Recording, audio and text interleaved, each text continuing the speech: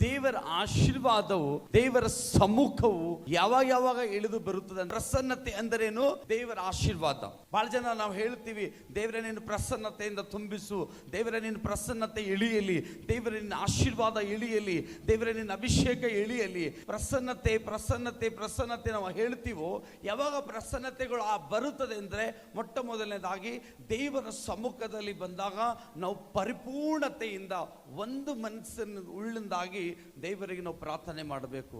ಯಾವಾಗ ನಾವು ಮನಸ್ಸು ಬಿಚ್ಚಿ ದೇವರಿಗೆ ಪ್ರಾರ್ಥನೆ ಮಾಡ್ತೀವೋ ಅವಾಗ ಮಾತ್ರ ದೇವರ ಪ್ರಸನ್ನತೆ ಬರುತ್ತದೆ. ಎರಡನೇ ವಿಷಯದಲ್ಲಿ ಪ್ರಸನ್ನತೆ ಮತ್ತೆ ಯಾವಾಗ ಬರುತ್ತದೆ? ಯಾವಾಗ ನಾವು ಪರಿಪೂರ್ಣತೆಯಿಂದ ದೇವರ ಹಾಡುಗಳು ಹಾಡುವ ಟೈಮಲ್ಲಿ, ಆತನ ಅಭಿಷೇಕದಲ್ಲಿ ನಡೆಯುವ ಟೈಮಲ್ಲಿ ಆತನ ಪ್ರಸನ್ನತೆ ನಮ್ಮ ಮೇಲೆ ಯಾವಾಗ ಬರುತ್ತದೆ ಅಂದರೆ, ಯಾವಾಗ ಪೂರ್ತಿಯಾಗಿ ನಾವು ಹಾಡದ ಒಳಗಡೆ ಮುಳುಗಿ ಹೋಗ್ತೀವೋ ಅವಾಗ ದೇವರ ಪ್ರಸನ್ನತೆ ನಮ್ಮ ಮೇಲೆ ಇಳಿದು ಬರುತ್ತದೆ.